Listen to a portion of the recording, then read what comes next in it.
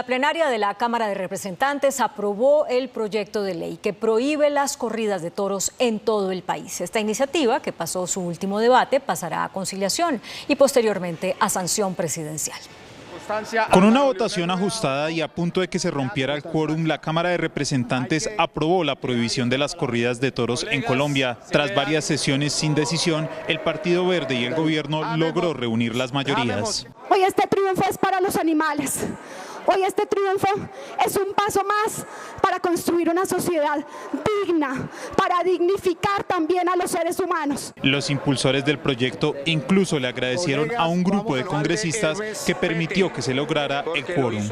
Y me refiero aquí a esos conservadores que nunca bajaron la guardia, que están aquí, ellos saben quiénes son. A Jorge Méndez, que se quedó solo en Cambio Radical y nunca bajó los brazos.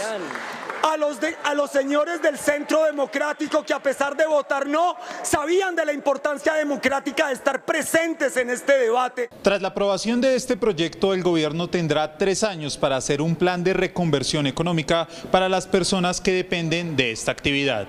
Y se crea una mesa interinstitucional con la participación y con la voz, por supuesto, de las personas que dependan de estas actividades para que en conjunto definan si van a qué actividades, por ejemplo, de turismo, de comercio u otras que surjan allí en la mesa. Las corridas de toros están prohibidas en gran parte del continente americano.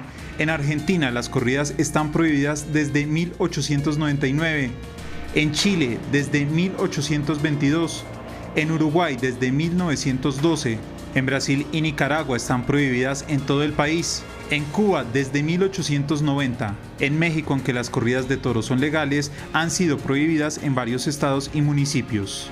En Ecuador desde 2011. En Paraguay, Uruguay y Panamá están prohibidas por decreto. En España son legales y están permitidas en casi todo el territorio español, con excepción de la Comunidad de Canarias, donde están prohibidas desde 1991. La demagogia y el populismo del gobierno Petro están acabando con el sistema de salud. Eso fue lo que aseguró el expresidente Iván Duque, bajo cuyo gobierno fueron intervenidas 13 EPS. Que fueron eliminados en la reforma. Dicen sus críticas el expresidente Iván Duque contra el presidente Gustavo Petro, que está acabando con la simbiosis que hubo entre sector público y sector privado para fortalecer el sistema de salud en Colombia y hacer de él uno de los mejores del mundo.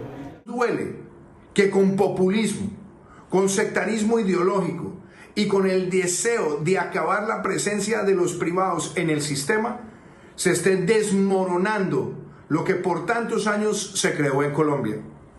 Esa actitud demagoga, populista y demencial hoy trae la noticia de que una EPS como Sura se quiere retirar del servicio. Según el expresidente, el único responsable de la crisis de la salud es el actual gobierno. Y por medio de sus redes sociales, el presidente Gustavo Petro acusó a la familia del exvicepresidente Germán Vargas Lleras de ser la responsable del cierre de hospitales y de las pérdidas millonarias en el sistema de salud. Vargas Lleras respondió que esa es una acusación miserable. El nuevo choque entre Petro y Vargas Lleras quedó planteado con una publicación en X que hizo el mandatario de los colombianos. El sistema de salud con intermediación financiera de recursos públicos es insostenible. El Senado rechazó la reforma que podía sostenerlo. Hoy encontramos que ocultaron en la nueva EPS deudas de cerca de 5 billones de pesos en el año 2023. La familia Vargas Lleras debería responder por esta inmensa pérdida de recursos públicos y de clínicas y hospitales sin pago. De inmediato vino la réplica del ex vicepresidente. Presidente Petro, es miserable que hoy, para encubrir la salida de Sura del sistema de salud, usted haga responsable de la quiebra de la misma a la familia Vargas Lleras. Usted y su gobierno son los únicos culpables de que en 2023 las aseguradoras perdieran 2,1 billones para un acumulado de pérdidas de 6 billones de pesos. Son ustedes quienes se apoderaron de la nueva EPS, Sanitas Compensar, ahora Sura y 5 más intervenidas. Su gobierno fue el que permitió que la salud de los maestros colapsara, el mismo camino que nos espera a los 34 millones de colombianos que hoy estamos a merced de su gobierno. El ex vicepresidente y jefe de Cambio Radical le pidió inmediata rectificación al presidente Petro. La Fiscalía General llamó a interrogatorio al exdirector de la Unidad Nacional de Gestión del Riesgo, Olmedo López, por el escándalo de presunta corrupción en la compra de carro tanques para La Guajira.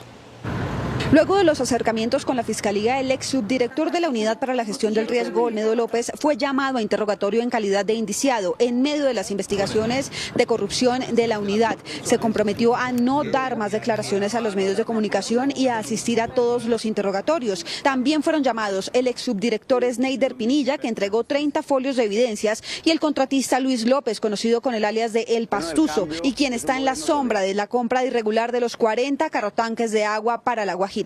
Se espera que en los interrogatorios que serán la próxima semana y en calidad de indiciados ratifiquen bajo juramento sus señalamientos ante la Fiscalía. Esto fue lo que dijo el abogado de Sneider Pinilla, Luis Gustavo Moreno. Ofreció una matriz de cooperación, admitiendo que hubieron y existieron hechos de corrupción de los que él conoció e hizo parte. Pero además, puso a varios a pedir pista en la Fiscalía porque quieren contarle también la verdad al país de lo que ha acontecido.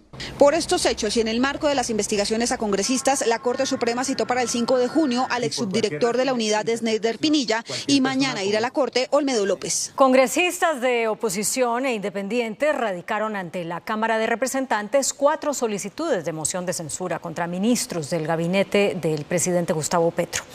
Se trata de la vicepresidenta Francia Márquez, el ministro del Interior Luis Fernando Velasco, el ministro de Salud Guillermo Alfonso Jaramillo y el ministro de Minas Andrés Camacho, quienes tendrán que responder por la baja ejecución de sus carteras y la situación de orden público, de salud y de energía en Colombia. El sistema de salud enfrenta una aguda crisis. La EPS Sura, una de las más importantes del país, solicitó al gobierno su retiro del sistema de salud. Durante los 30 años que tiene el actual modelo de salud se han hecho varias reformas y ajustes, pero ahora este mismo sistema de EPS se enfrenta a una aguda crisis por cuenta de la solicitud de retiro de una de las más importantes empresas promotoras de salud. Con la lectura de un documento dirigido al gobierno, la presidenta de Sura, Juana Llano, solicitó formalmente la autorización para el desmonte progresivo de las actividades de la EPS de este grupo financiero. Nuestra propuesta de desmonte progresivo tiene recomendaciones que, de ser aceptadas, nos permite seguir cumpliendo con las expectativas de servicio a nuestros afiliados y realizar una transición coordinada y planificada que garantice la entrega completa de la información clínica y favorezca la continuidad de los tratamientos según las necesidades de salud de las personas. El diagnóstico hecho por la presidenta de Sura sobre la situación que llevó a solicitar la liquidación de la EPS apunta hacia un deterioro financiero que está en línea con la crisis que, según este mismo diagnóstico, enfrenta el sistema de salud. El país gasta más de lo que el sistema de salud tiene disponible para costearlo. La inadecuada financiación de nuestro sistema de salud es histórica y estructural. En los últimos 2 años, la EPS de Sura acumuló pérdidas por más de 360.000 millones de pesos. En el proceso de desmonte, esta empresa de salud tiene que echar mano de las reservas técnicas. El gobierno nacional respondió a los cuestionamientos tras la solicitud de la EPS Sura de salir del sistema de seguridad social. Aseguró que está garantizada la atención de los afiliados. A través de un comunicado, la Presidencia de la República entregó un parte de tranquilidad a los usuarios de la EPS Sura, aseguraron que los servicios continuarán con normalidad y ratificaron que los problemas en la EPS son estructurales. No es cierto que el gobierno nacional esté destruyendo el sistema de salud. La crisis de las EPS es el resultado de problemas estructurales y sistémicos que se han acumulado a lo largo de los años y no a situaciones coyunturales recientes. Agregaron que la solicitud para desmontar a la EPS Sura requiere un estudio previo y puede ser aprobada o negada. Asimismo, aseguraron que el gobierno siempre cumplió con los pagos a Sura. El gobierno nacional ha asegurado cada obligación financiera a las EPS. A Sura le giró entre el 1 de enero y el 30 de abril más de 3,5 billones. El gobierno nacional agregó que, de ser aprobada la reforma a la salud, las EPS podrán transformarse en gestoras de salud y contribuir a la prestación de servicios médicos. El presidente Gustavo Petro respondió a los sectores políticos que aseguran que él busca quedarse en el poder a través de una constituyente. Indicó que no le interesa la reelección. perdimos los impuestos. El presidente Gustavo Petro se refirió a la propuesta de la senadora Isabel Zuleta para buscar un segundo periodo en la presidencia de la República. A mí personalmente no me interesa para nada la reelección, pero los que sí se aprovecharon de ella y convocaron a la guerra y a la paz, ahora proponen golpes de Estado. La razón es una: incumplieron, no sabían lo que firmaron. Asimismo, el jefe de Estado cuestionó nuevamente los incumplimientos a los acuerdos de paz. La declaración unilateral de Estado, según la Convención de Viena, obliga a las partes a cumplir lo acordado y ajustar la normatividad interna para garantizar el cumplimiento. El presidente Petro aseguró que su gobierno tendrá como responsabilidad el cumplimiento de los acuerdos de paz. La alcaldía de Bogotá entregó el balance de los primeros 45 días de racionamiento de agua en la ciudad. A pesar de que el sistema Chingaza se ha recuperado, desde la CAR Cundinamarca prevén que esta medida irá hasta el próximo año. Según el alcalde de Bogotá, el racionamiento ha permitido a la ciudad un ahorro cercano a los 7.3 millones de metros cúbicos de agua, lo que ha aportado en gran medida a la recuperación del sistema Chingaza, que sigue en estado crítico, como lo evidencian estas imágenes conocidas por Noticentro 1 CMI. Hoy su ocupación es del 27.82% y la meta es a octubre llegar por encima del 70%. Reducir en un 11% el consumo de agua en Bogotá. Ahí hemos logrado llegar a la fecha a un 10,59% de reducción. Estamos cerca de cumplir también esa meta. Desde la Corporación Autónoma Regional de Cundinamarca no ven con optimismo la meta del distrito y afirman que de no presentarse situaciones meteorológicas extraordinarias, el racionamiento puede seguir hasta el próximo año. No vemos factible que al mes de octubre estemos en un 75%. Creemos que las medidas se van a intensificar y que es posible que el racionamiento incluso vaya hasta el mes de diciembre o pase al año 2025. Incluso desde la corporación aseguran que es muy probable que las medidas adoptadas por la alcaldía deban volverse más restrictivas en los próximos meses. Bueno, yo lo que creo es que el racionamiento podría llegar a intensificarse, a tener que implementarse días adicionales. Si por un lado la ciudadanía no atiende las recomendaciones de ahorro y logramos esa meta del 15 metros cúbicos por segundo. En julio se verán reflejados los cobros adicionales en la factura por consumir más de 44 metros cúbicos de agua en el bimestre. En Perú, la Fiscalía Nacional denunció constitucionalmente a la presidenta Dina Boluarte por el cohecho en el caso Rolex. Estos hechos expuestos en el documento indicarían que la mandataria habría actuado dolosamente al recibir como donaciones los lujosos relojes y las joyas.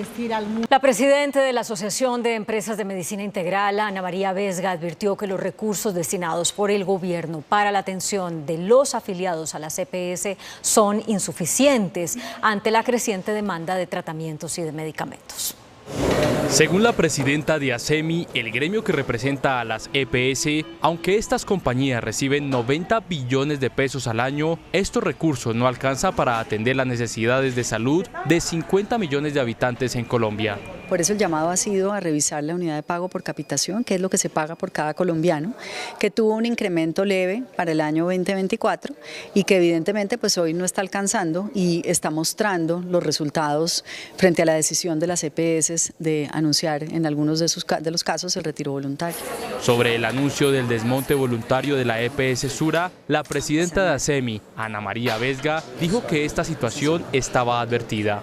Es una crónica anunciada, porque esto se avisó hace un año.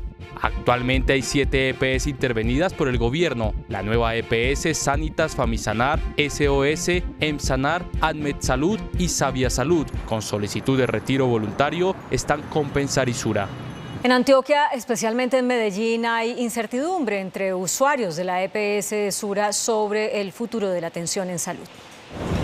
De los 5.5 millones de afiliados que tiene Sura en todo el país, cerca de 3 millones, es decir, más de la mitad se encuentran en Antioquia, de ellos 1.600.000 están en Medellín.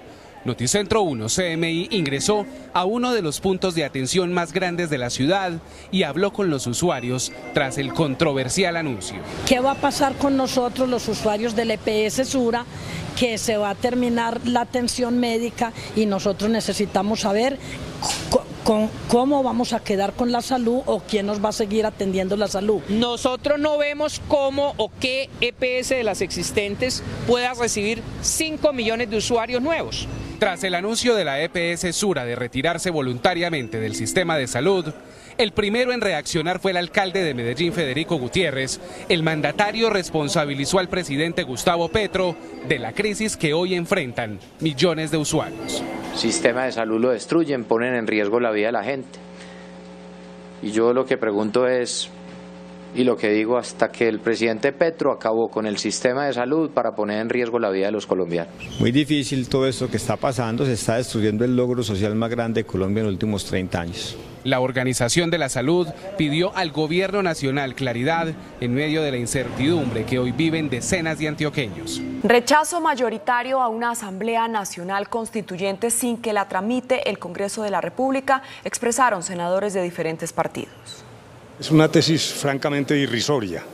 Claro, también comprendo que con la tesis que se ha deslizado de la reelección del presidente, pues entonces las personas conectan unas cosas con otras y lo que crean es un mar de sospecha bastante desafortunado. En este momento no es viable una Asamblea Nacional Constituyente porque no hay mayorías en el Congreso, muchos de nosotros no lo vamos a apoyar y sobre todo porque no es viable en el tiempo. Son unas cortinas de humo que además no le causan nada bien al país en un momento tan convulsionados como el que estamos. Pues lamentamos que sean las formas, hay canales institucionales. Sentimos que en el Congreso de la República hay un bloqueo grande que está tratando de impedir que pasen con toda suerte de subterfugios y dilaciones y que eso es uno de los temas que nosotros vamos a debatir. Pero de ahí a la constituyente, pues previo a eso, y eso lo planteó el señor presidente en estos días, se requiere un acuerdo nacional. Con recursos por 2,5 billones de pesos, el Ministerio de Agricultura activó el programa Confianza Colombia, una estrategia para atender las zonas más afectadas por inundaciones.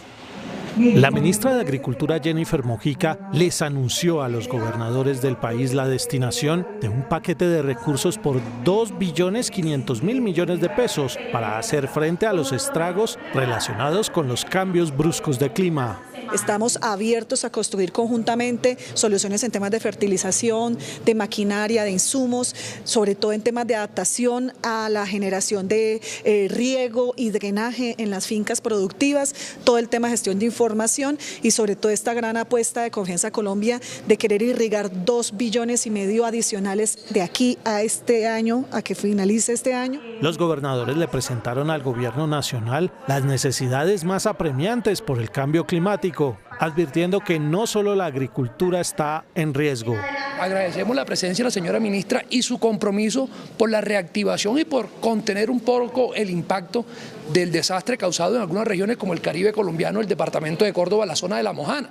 Pero esta es una reunión que merece la presencia de otras carteras porque son varios los sectores que se ven afectados. En el departamento del Tolima específicamente tenemos 3 municipios que están en alerta roja, 9 municipios que están en calamidad pública y 9 municipios que están en alerta naranja. El ministro de Hacienda, Ricardo Bonilla, urge la aprobación del proyecto que amplía el cupo de endeudamiento. El proyecto de ley para ampliar el cupo de endeudamiento fue presentado este martes por el gobierno ante las comisiones económicas del Congreso. El Ministerio de Hacienda manifestó que es necesaria la aprobación del proyecto debido a que las obligaciones de la deuda externa pueden poner en aprietos financieramente al Estado colombiano. El cupo se solicitó por 17.000 millones de dólares. Sinceremos las deudas del cupo de endeudamiento, son 12.000 millones que hay que incorporar por lo que no está en el cupo, más lo que la deuda que está comprometida deja en materia de intereses o servicio de la deuda. Gran parte de la deuda corresponde al crédito con el Fondo Monetario que viene desde pandemia. Estamos pagando desde el fondo y no nos abre disponibilidad. Entonces nos está dejando complicado la situación de caja. Los pagos a la FMI se harán en 4 cuotas en 2024 por cerca de 3.000 millones de dólares. En otros temas, fiscales y abogados defensores del juicio contra el expresidente de Estados Unidos, Donald Trump, en Nueva York, iniciaron los alegatos finales ante el jurado. La defensa del expresidente estadounidense Donald Trump ha afirmado durante los argumentos finales del juicio por el caso de soborno a Stormy Daniels que fue decisión del que fuera su representante legal, Michael Cohen, de pagar a la exactriz de cine porno sin el conocimiento del magnate. Por su parte, el juez Juan Merchan tachó de escandalosa la petición de la defensa al jurado de que con su veredicto no se mande a Donald Trump a prisión. Los fiscales acusan a Donald Trump de participar en una conspiración ilegal para socavar la integridad de las elecciones del año 2016 y de un plan ilegal para suprimir información negativa que incluía ocultar un pago en metálico a la estrella de cine para adultos Stormy Daniels. Después de los alegatos finales, el jurado deberá acordar por unanimidad del veredicto. Si los jurados no son capaces de llegar a un consenso o quedan empatados, el juez podría verse obligado a declarar un juicio nulo. La Federación Colombiana de Educadores FECODE denunció un aparente saboteo por parte de prestadores de servicios de salud encargados de la atención de los maestros. En reunión con congresistas y organismos de control, Marta Alfonso, una de las ejecutivas de FECODE, denunció saboteo en el sistema de salud del magisterio. Pero aquí ha habido saboteo e intereses de los antiguos prestadores que hoy el procurador en la lectura del documento los entra a defender, no mirando la situación real. Los antiguos prestadores quedaron la mayoría en la red y tanto los que quedaron como los que no quedaron están generando saboteo. La dirigente sindical pidió que se establezcan las responsabilidades en la falta de servicio oportuno para el magisterio. Yo aquí sí cuestiono a la fiduprevisora porque se han dado órdenes y si hicieron contratos donde no han cumplido deben deshacerse porque están violentando el derecho a la vida y a la salud de los maestros y maestras. Tenemos suficiente evidencia. El mal manejo administrativo y gubernamental es el único responsable de la crisis de la salud, aseguró esta noche el presidente del Senado, Iván Name, al responder al presidente Gustavo Petro. Responder a algunas afirmaciones temerarias del señor presidente de Colombia. De esta forma le respondió el presidente del Congreso al presidente Gustavo Petro las acusaciones en el sentido de que el Senado es el responsable de la crisis de la salud por haber hundido la reforma. Tengo que referirme a esta afirmación para decirle al presidente y a su gobierno que la crisis de la salud en Colombia hoy se debe al mal manejo administrativo y al mal manejo gubernamental de un modelo que por supuesto no era ideal ni plenamente eficiente. Según Name, durante más de un año el Congreso buscó consenso en la reforma a la salud, pero que no pudo lograrse con el gobierno de Gustavo Petro. Bueno, y ya varios de los líderes de la Constitución del 91 se manifestaron también en contra de una posible nueva constituyente.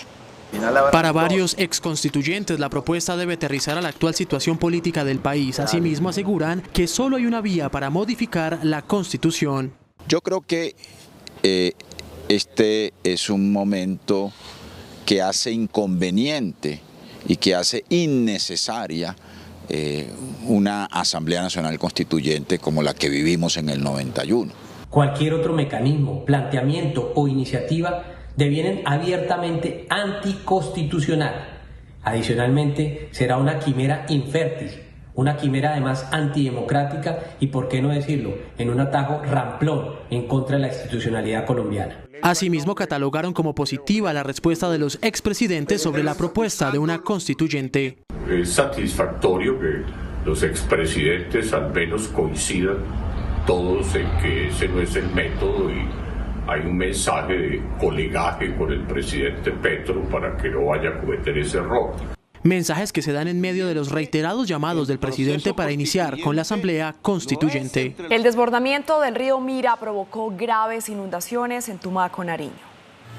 El río Mira es el principal afluente fluvial de Tumaco y a la vez el mayor riesgo que afronta la comunidad por el desbordamiento. En esta ocasión afectó el colegio, puesto de salud y miles de viviendas. Una creciente sorpresiva. Nadie la esperaba, arrasó con cultivos, arrasó con viviendas y enseres que se le hundieron y se le dañaron a muchas personas. Aproximadamente 10 veredas, entre ellas está la vereda Inbilí, La Vega, Miraspalma, El Guabo. Tenemos La Peña y otras veredas hacia la zona río abajo. Desde las 2 de la mañana los damnificados siguen sacando agua de sus hogares. Unidades de entidades de socorro y Defensoría Regional del Pueblo llegaron a la zona. ¿Qué esperan de la administración? ¿Esperan de las instituciones? Respuesta. Las autoridades continúan realizando el censo para determinar las afectaciones. En medio de la discusión en el Congreso de la República para incrementar el cupo de endeudamiento, el presidente Gustavo Petro emitió un mensaje en el que asegura que la actual situación financiera del país tiene varias causas ajenas a su gobierno. difícil. No estamos el jefe de Estado a través de su cuenta de X enumeró 4 puntos donde explica el por qué el Estado está gastando más dinero del que recibe. La primera razón, según el presidente, es el sobreendeudamiento que dejó el gobierno Duque. Deuda de corto plazo con el Fondo Monetario Internacional, deuda con Ecopetrol para subsidiar la gasolina, deuda con las electrificadoras por la opción preferente, deuda con las concesionarias de carreteras. La segunda razón de Petro es el alza de la tasa de interés mundial y la nacional que dispara el pago de la deuda acumulada. El presidente también culpó a la falta de debate en el Senado para tramitar el cupo de endeudamiento para pagar la deuda vieja. En su cuarto punto, el presidente Petro señaló a la Corte Constitucional. El hundimiento de media reforma tributaria con la decisión de la Corte Constitucional de permitir la deducibilidad de regalías en el impuesto de renta de las grandes carboneras y petroleras. Un mensaje que entrega el presidente en medio de la solicitud de su gobierno para reajustar el cupo de endeudamiento. El Papa Francisco se disculpó luego de afirmar que había mucha mariconería en los seminarios y recordó que en la iglesia hay espacio para todos. Luego de que el líder de la Iglesia Católica se refiriera a que ya hay mucha mariconería en una reunión a puerta cerrada en la Asamblea de la Conferencia Episcopal Italiana para defender la posición de no admitir a homosexuales en los seminarios, por medio de un comunicado emitido por el Vaticano, el Papa Francisco manifestó que nunca ha querido ofender ni expresarse en términos homofóbicos, por lo que dirige sus disculpas a quienes se han sentido ofendidos por el uso de un término divulgado por otros. Además de la aclaración y la disculpa, pidió recordar las palabras que tantas veces ha afirmado. En la iglesia hay sitio para todos tal como somos sin importar diferencias. La Superintendencia de Salud inició el estudio de la petición de retiro voluntario de la EPS Sura. Garantizó la atención de todos los afiliados. El superintendente de salud, Luis Carlos Leal, dio un parte de tranquilidad a los más de 5 millones de usuarios de la EPS Sura. Dijo que la EPS les debe garantizar la continuidad de sus tratamientos, mientras el gobierno estudia si concede o no el retiro voluntario. Es importante aclarar a todas las personas, así como la EPS ha aclarado en su comunicado, que a ninguna persona se le puede vulnerar su derecho a la salud, que no tiene que cambiarse de EPS, que su afiliación continúa vigente, que el gobierno nacional le continuará girando los recursos para la atención y para la prestación de servicios de salud en todo el territorio nacional y que la superintendencia continuará haciendo la vigilancia. Sobre las inquietudes en torno a los procedimientos que están pendientes para los afiliados a Sura, esta fue la precisión del superintendente. La EPS continúe prestando los servicios con oportunidad y con calidad a cada una de las personas. Ninguna de las autorizaciones vigentes pierde vigencia, ninguna de las hospitalizaciones vigentes pierde vigencia, las cirugías programadas deben continuar. El presidente de la Asociación de Generadores de Energía, Alejandro Castañeda, advirtió sobre incrementos en las tarifas de energía para los meses de mayo y junio. De acuerdo con el reporte de energía presentado por las generadoras térmicas en el país, para el mes de mayo y junio se vendrán alzas en las tarifas entre el 3 y el 5%. Esto representa que los incrementos, dependiendo de la región, subirán de 35 a 50 pesos por kilovatio hora. La mayor participación de las plantas térmicas, que alcanzó hasta un 55%, se dio para compensar la disminución de la generación hidráulica afectada por la sequía que llevó a los embalses a niveles críticos. En el mes de abril la restricción sube por esa decisión de generación térmica forzada y lo que se va a ver es el incremento o en mayo o en junio dependiendo del ciclo de facturación del usuario. El dirigente explicó que este aumento se dio debido a que las térmicas tuvieron generación forzada durante 20 días de abril, según determinó el gobierno a través de una resolución del Ministerio de Minas. Se pasaron de restricciones cercanas a los 1.000 a 2.000 millones de pesos día a unos casi 40.000 millones de pesos hacia finales de abril. La agremiación también advierte que se viene un déficit de energía en 2026 del 2% y del 4% para 2027. De no tomarse medidas desde ya, se tendrá un racionamiento. Para ello se insiste en nuevas subastas para este año. Sí estamos viendo el riesgo y nos falta más o menos un 4% frente a la demanda media que proyecta la UME para el año 27. Finalmente hizo un llamado al gobierno para que reactive los proyectos de gas, sobre todo exploratorios, ya que la operación de las térmicas se dio con el 79% de gas importado entre enero y abril del presente año. Una comisión evaluadora de senadores y representantes a la Cámara escogió hoy, con paridad de género, a los 10 aspirantes al cargo de Contralor General de la República. La elección será el 12 de junio.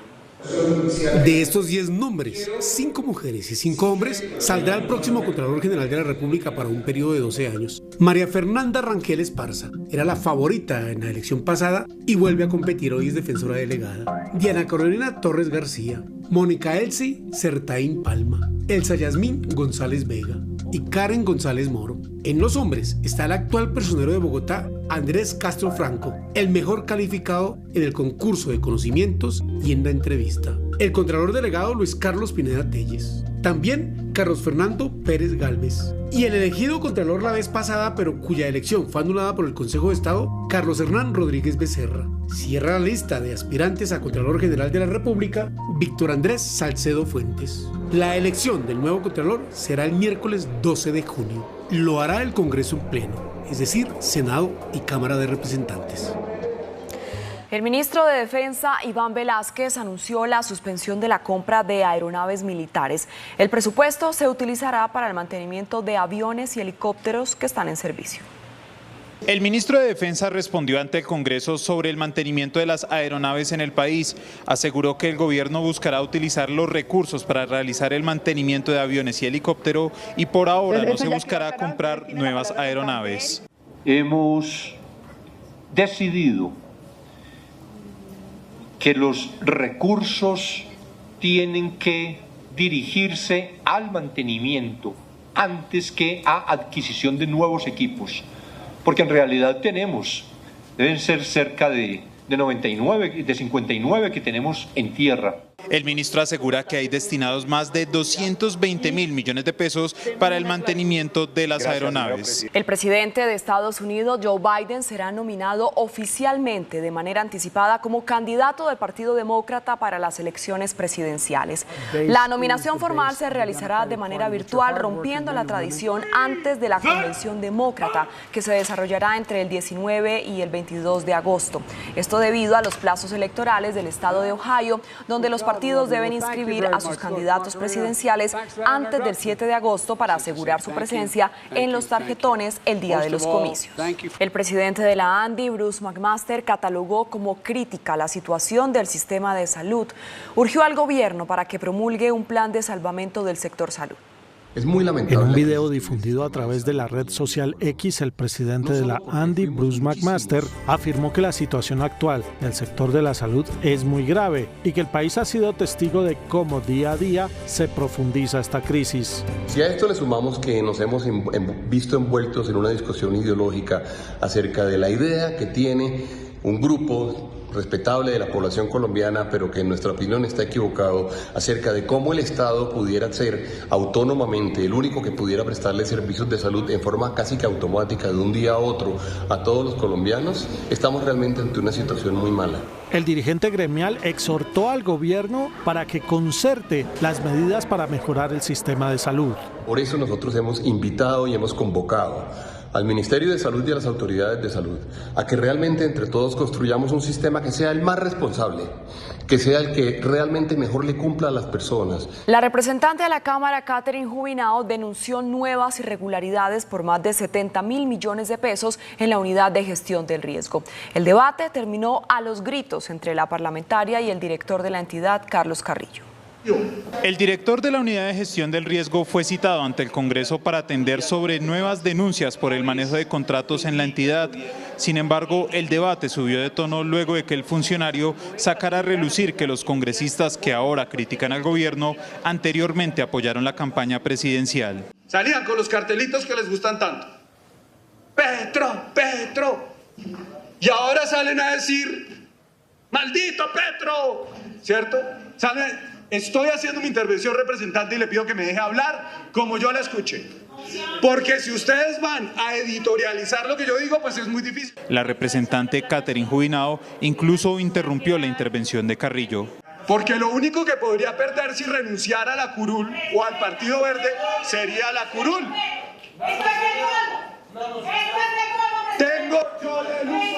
Representante, por favor. Representante, por favor. Yo le pido que se calme, representante. El representante verde Duvalier Sánchez le reclamó al funcionario por no escuchar una de sus intervenciones. ¡Se responda! ¡Se aclaró! ¡Cállese! ¡Déjenme hablar! ¡Yo lo escuché! ¡Me indigna que este país, la gente más joven, no! Presidenta, déjeme que este señor es un irrespetuoso. En el debate se denunciaron más irregularidades en contratos en la compra de carrotanques en la entidad durante la administración de Olmedo López. El gremio de taxistas anunció un nuevo paro nacional. Será para el 23 de julio. De hecho, mañana en Bogotá habrá un plan Tortuga que acompañará a los representantes de otras ciudades a una reunión que se llevará a cabo en el Ministerio de Transporte. El gremio continúa solicitando al gobierno mayores controles contra conductores de plataformas digitales. La Organización para la Cooperación y el Desarrollo Económico lanzó recomendaciones al gobierno del presidente Gustavo Petro para estimular la inversión e impulsar el crecimiento de Colombia por encima del 1,3%. El informe de la Organización para la Cooperación y el Desarrollo Económico, OCDE, reveló que Colombia está por debajo de los índices promedio de inversión en América Latina. Según explicó el Centro de Evaluación, este rubro en la región está sobre el 20%, mientras el país está en un 19%. Se hacen recomendaciones para fomentar y agilizar la inversión con reglas de juego claras, seguridad jurídica y consensos con el sector privado. Necesitamos consensos entre el sector público, sector privado, gobiernos nacionales y subnacionales, y esto bajo un marco de armonización de la transición verde y justa que vemos como una oportunidad para América Latina y el Caribe y por supuesto en Colombia. Para el organismo, con la inversión se mejora la economía, hoy proyectada con un crecimiento entre el 1 y el 1,3%. Pensar en factores que aumenten la productividad laboral, en el caso de Colombia, y ahí vemos un potencial con la transición verde y justa en sectores como la agroindustria sostenible, el comercio sostenible, el transporte sostenible. Las mejores condiciones de la economía ayudarán a aumentar el empleo. Los exportadores pidieron al gobierno un plan de choque para reactivar la economía y ampliar las exportaciones. En el 13º Encuentro Empresarial de Comercio Exterior del Caribe celebrado en Barranquilla, el presidente Analdex planteó la necesidad de estimular las exportaciones, fundamental para la generación de empleos. Si nosotros exportáramos el promedio per cápita de los países de la región, deberíamos estar exportando más de 100.000 millones de dólares y estamos en 49.500. Consideró que debe mirarse a los mercados externos para aumentar la producción y las exportaciones. Le hemos planteado al gobierno la necesidad de un plan de choque que permita recuperar el dinamismo del aparato productivo, particular industria. Creo que las cifras muestran el comportamiento negativo del aparato industrial. Necesitamos recuperar esa dinámica. El dirigente gremial también llamó la atención sobre la deteriorada percepción de seguridad en el empresariado colombiano. Colombia sigue siendo el país más peligroso del mundo para los defensores de derechos humanos. Hoy fue publicado el más reciente informe de Frontline Defenders, una ONG que trabaja por la protección de líderes en el mundo, según el cual el país concentró casi la mitad de los asesinatos de defensores a nivel global. Diana Montilla es una defensora que se ha jugado la vida por los derechos humanos en Nariño. Tras denunciar reclutamiento forzado de una niña menor de 14 años, su posterior desaparición y su asesinato ha recibido constantes amenazas. Por ello, hoy la Corte Interamericana le otorgó medidas cautelares. Es una medida que urge, no solamente en mi caso como abogada defensora de derechos humanos en el departamento de Nariño, en razón a esa persecución, a esa cantidad de amenazas, sino también el reconocimiento a la valentía de las familias que han sido víctimas. Así como Diana, cada día son muchos los defensores que por ejercer su labor no solo son amenazados, sino asesinados. Una situación que pone a Colombia en la mira de las organizaciones internacionales. Es muy preocupante que Colombia vuelva a ser el primer país en el mundo donde más líderes y personas defensoras de derechos humanos se asesinan. Según Frontline Defenders, el año pasado se documentaron 300 asesinatos de personas defensoras de derechos humanos a nivel global. 47% de estos casos ocurrieron en Colombia, lo que para Astrid Torres se convierte en una falla estructural del Estado. El Estado ha fallado en su deber constitucional de garantizar la vida e integridad de quienes se dedican a la labor de las y los defensores de derechos humanos. Según Somos Defensores, el 80% de los casos de asesinatos de defensores de derechos humanos en Colombia está en la impunidad.